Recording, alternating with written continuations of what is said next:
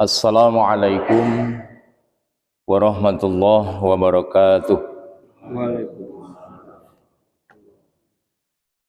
Alhamdulillahi rabbil alamin wa bihi nasta'inu ala umuri dunya waddin wa ala alihi wa ashabihi ajma'in. Ashhadu an la ilaha illallahul malikul haqqul mubin wa ashhadu anna Muhammadar Rasulullah shadiqul wa'dil amin. Allahumma salli ala Muhammad wa ala ali Muhammad kama sallaita ala Ibrahim wa ala ali Ibrahim wa barik ala Muhammad wa ala ali Muhammad kama barakta ala Ibrahim wa ala ali Ibrahim fil alamin innaka Hamidum Majid. Wa qala Allah ta'ala fi kitabihil karim, Bismillahirrahmanirrahim. Ya ayyuhalladzina amanu taqullaha haqqa tuqatih wa la tamutunna illa wa antum muslimun. Al-ayah amma ba'd. Jamaah salat subuh rahimakumullah, syukur alhamdulillah kita tidak henti-hentinya memanjatkan rasa berterima kasih kepada Allah Subhanahu wa taala yang telah menolong kita, menopang bahu-bahu dan kaki-kaki kita sehingga kita bisa hadir di rumah Allah ini untuk sebuah ibadah yang sangat besar manfaatnya, yang ketika orang memahaminya tentu sekalipun sambil merangkak dia akan menghadirinya, yaitu sholat subuh berjamaah. Insyaallah kita termasuk orang-orang yang disayang Allah Subhanahu wa taala. Amin. Salawat dan salam Allah tetapkan atas baginda Rasulullah Muhammad sallallahu alaihi wasallam, kepada keluarga, para sahabat dan kita sekalian yang senantiasa istiqomah di dalam mengikuti sunnah-sunnahnya ila yaumil qiyamah. Amin ya rabbal alamin. Dalam kultum singkat ini sedikit kita akan merenungi tentang bagaimana orang akhir zaman ini sering menipu Allah dengan istilah-istilah yang sebetulnya ketika kita renungkan ini adalah bahasa pembodohan atau bahasa penipuan. Apa yang saya maksud? Tidak sedikit kalau kita duduk di pinggir jalan raya depan sana itu nanti akan beriring-iringan bis-bis, entah mau kemana dan tidak kemana. Kemudian pada kaca depan atau di belakang atau di samping badan mobil itu ditulisi wisata rohani atau wisata religi. Orang sudah bisa menangkap ketika mendengar kata-kata religi atau rohani itu adalah hal-hal yang berkaitan dengan ketuhanan, yang berkaitan dengan komunikasi kita kepada Rabbul Jali, pada Allah Subhanahu wa taala. Berkaitan dengan kelembutan hati, berkaitan dengan berlabuhnya jiwa kita dekat kepada Allah Subhanahu wa taala. Itu kalau kita mendengar kata religi atau rohani gitu. Tapi sebetulnya bahasa ini terlalu berlebih. Faktanya adalah tidak semua orang yang melaksanakan wisata religi itu dia menemukan kelembutan hatinya, kenyamanan hidupnya untuk berkomunikasi kepada Allah Subhanahu wa taala. Bahkan malah tidak sedikit orang yang justru rohaninya menjadi rusak ketika melaksanakan wisata rohani. Mungkin bapak-bapak pernah mengalami lah satu rombongan bis gitu ya, judulnya wisata religi, tapi ternyata nggak ada unsur religinya. Yang ada malah unsur-unsur duniawinya. Ada gelak tawa di bis, ada ya berbagai macam perbuatan yang tidak sama sekali bersentuhan dengan rohani kita. Saudaraku, sebetulnya kita jangan terlalu membodohi Allah. Untuk sampai kepada wisata religi, wisata rohani, sebetulnya kita tidak perlu mengeluarkan biaya besar-besar. Ketika saya, Bapak, Ibu bisa menikmati ibadah sholat ini dari takbiratul ihram sampai salam itu sudah wisata religi yang sesungguhnya. Ketika lisan kita sambil mengangkat tangan Allahu Akbar, yang dengan kalimat itu kemudian kita menjadi kagum akan kebesaran Allah dan menjadi makhluk yang hina di mata Allah, itu sebetulnya jiwa kita sedang dididik, sedang menikmati tentang kehidupan ini. Belum ketika kita membaca doa iftitah, Allahumma ba'id baini wa baina khataaya kama ba'adta bainal masyriqi wal maghrib, dan seterusnya. Ya Allah, jauhkanlah antara aku dan dosaku seperti engkau menjauhkan antara timur dan barat. Ketika penggalan kalimat ini dibaca dan kita rasakan maknanya, kita sedang menuju dunia religi. Itu iftitah. Belum Al-Fatihah. Maka sebetulnya kalau tuan-tuan, ibu-ibu, bapak-bapak menyimak apa yang dibaca imam kita misalnya, dari kalimat Bismillahirrahmanirrahim, di situ sudah banyak pesan-pesan religi. Dengan namamu ya Allah, dengan menyebut asmamu ya Allah, engkau Rabb yang Maha Rahman dan Maha Rahim. Tapi kan jarang atau sedikit mungkin orang setiap hari menyimak bacaan sholat, bahkan dirinya sendiri mampu melantunkan Al-Fatihah, tetapi jiwanya gersang, religinya gersang. Kenapa?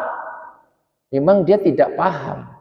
Itu pentingnya mengapa minimal Al-Fatihah harus kita pahami, kita mengerti terjemahnya. Maka menjadi utuh jiwa kita dari takbiratul ihram sampai salam. Bahkan ada orang yang rela berlama-lama menyimak ayat-ayat itu.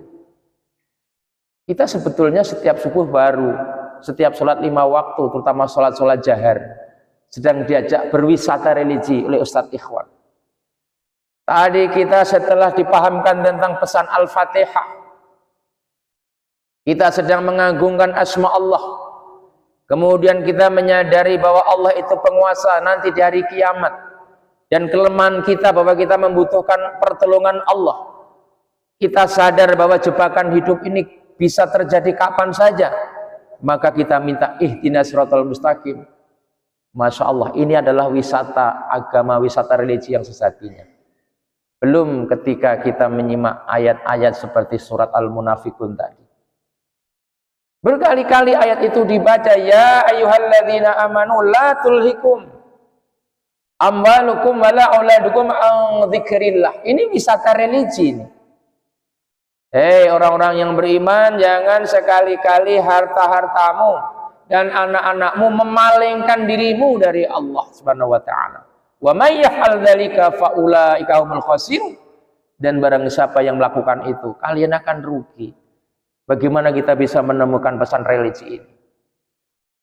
Maka religi itu tidak bisa ditemukan di tempat terbuka dengan kesenangan, di tempat-tempat seperti kita menegakkan ibadah.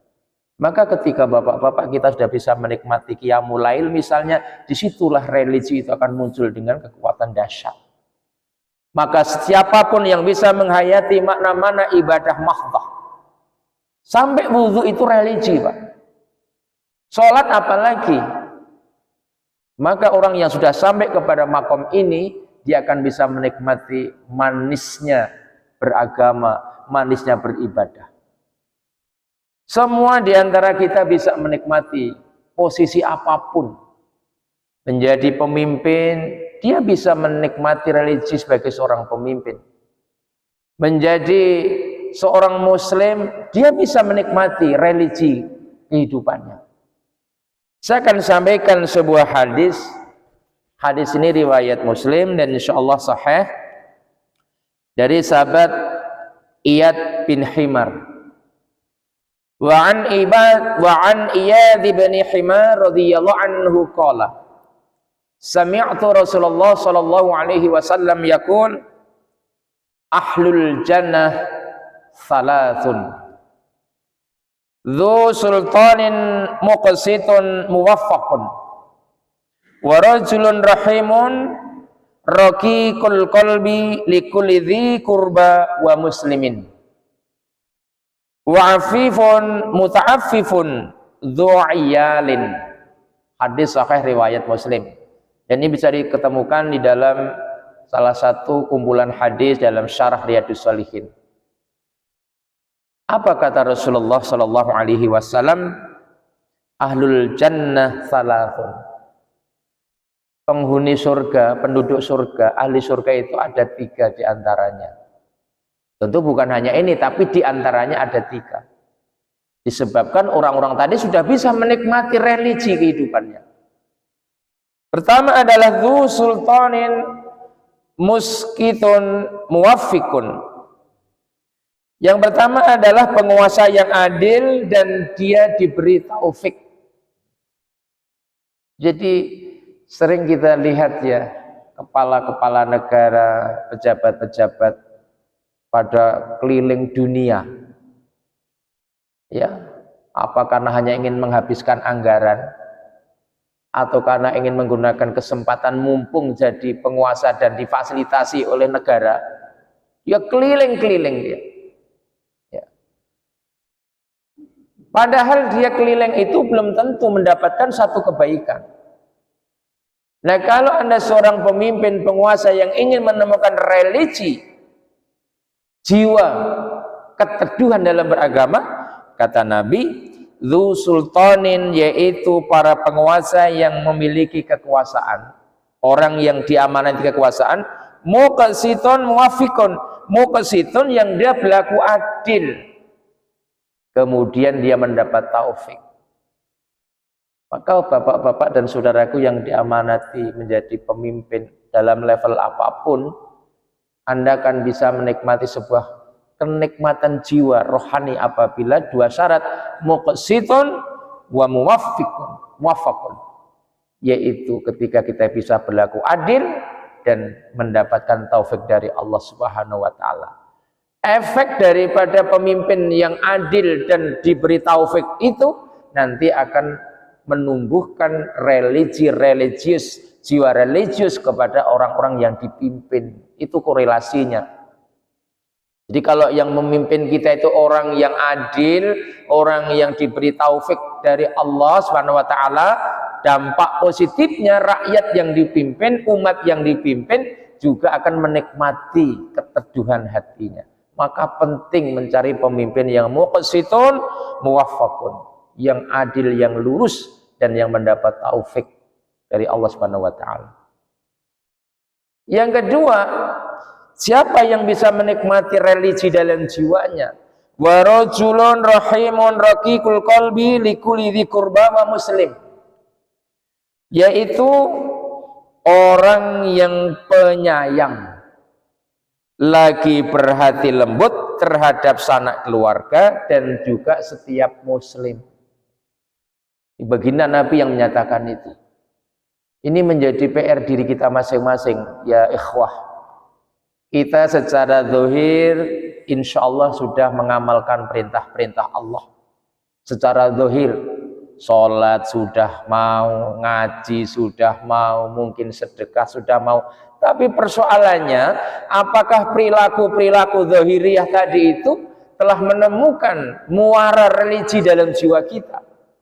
Toh nyatanya masih ada orang yang ahli sholat tetapi ahli pembenci. Ada orang yang doyan sholat tapi hatinya rusak. Jangankan dia mengasihi orang lain, mengasihi dirinya pun tidak. Bagaimana kok ada orang sholat tidak mengasihi dirinya?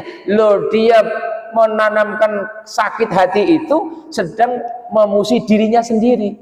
Ya ikhwah, ini perbuatan berat untuk kita tundukkan. Makanya banyak hadis yang mengancam. Ya, nanti akan kamu lihat orang yang sallu wala yusallun. Ya, banyak orang yang sholat tapi dia tidak mendapatkan sholatnya. Kenapa? Dia gagal menemukan pesan sholatnya. Jadi jangan terlalu bangga dengan amalan-amalan zahir kalau kita tidak mampu, kalau belum mampu menemukan itu. Maka Rasul menyatakan sekali lagi, siapa yang ingin menikmati wisata hati yang luar biasa. Jadilah seseorang yang rahimun raqiqul qalbi, orang yang penyayang, ya, kepada siapa? Kepada siapapun, bahkan dia menyayangi kepada setiap muslim. Demi Allah ya ikhwah, kita yang terikat dalam jamaah ini sesungguhnya masih gagal ketika kita belum membangun rahimun raqiqul qalbi, rasa kasih sayang dan juga kepedulian terhadap muslim. Maka kemudian kita terjemahkan dengan perbuatan-perbuatan yang mungkin masih kecil, seperti sedekah, berbagi ilmu, itu bentuk rahimun raqiqul qalbi. Maka yuk kita ajari diri kita. Kita jangan mau diperbudak dengan hawa nafsu, diperbudak dengan bisikan-bisikan setan, sehingga kita menjadi rugi, menjadi rugi. Dan yang ketiga ya ikhwah, orang bisa menikmati religi jiwanya, religi dalam dirinya. Siapa? Wa'afifun muta'afifun dzu'iyalin. Al-afif yaitu orang yang tidak meminta-minta, dan dia mampu menjaga diri dari meminta-minta walaupun keluarganya banyak. Iffah itu artinya bisa menjaga harga diri walaupun kita nggak betul beban hidup kita, tapi meminta-minta itu sebetulnya membuat jiwa kita tidak bisa menemukan keagungan Allah, kurangnya rasa syukur. Maka kadang-kadang muncul satu dilematis kita ketika kita sampai di lampu merah, ada saudara kita yang meminta-minta. Kalau enggak kita kasih, alangkah juga kasihan. Kalau dikasih, kita sedang menanamkan, mendukung hilangnya rasa kesadaran syukur mereka terhadap Allah Subhanahu wa taala. Maka sikap aifah, yaitu sikap untuk mampu menjaga marwah diri, itu sangat dibutuhkan. Sekarang ini kita melihat yang namanya meminta-minta itu bukan lagi menjadi sesuatu aib, ya, malah sudah menjadi sebuah budaya. Mau jadi ini minta, mau jadi itu minta, bahkan kadang-kadang dia harus melibatkan rashwah atau suap. Sehingga di mana sekarang letak substansi ibadah kita? Kalau seorang muslim sudah sholat, sudah puasa, sudah zakat, sudah haji, tetapi dia masih meminta-minta dengan berbagai macam implikasi perbuatan rashwah. Ya ikhwah yang dirahmati Allah, kultum singkat ini mudah-mudahan akan bisa kita jadikan renungan bahwa sebetulnya ketika kita hendak mengenal Allah, melembutkan jiwa kita, menemukan kebenaran, tidak perlu kita jauh-jauh, tidak perlu kita menggunakan biaya mahal. Kita sedang berbohong kepada manusia. Tempat yang paling anggun untuk membangun religi jiwa adalah ketika kita bisa menikmati nuansa ibadah kita. Maka pastikan di antara kita jangan sampai ada orang sholat tapi tidak tahu terjemah bacaan sholat. Jangan sampai ada orang tahu suka, jangan sampai terjadi ada orang ahli puasa tetapi tidak mengetahui substansi puasa. Jangan pernah ada orang senang sedekah tetapi tidak paham substansi sedekah. Dan jangan pernah ada orang senang berjamaah tetapi dia gagal menemukan kelembutan hati. Mudah-mudahan ada manfaatnya. Mohon maaf bila ada khilafahnya. Kita akhiri dengan doa kafaratul majlis. Subhanakallahumma wa bihamdika asyhadu an la ilaha illa anta astaghfiruka wa atubu ilaik. Billahi taufiq wal hidayah. Nasr minallah wa fadhukum qarib wa basyiril mu'minin. Wassalamualaikum warahmatullahi wabarakatuh. Waalaikumsalam.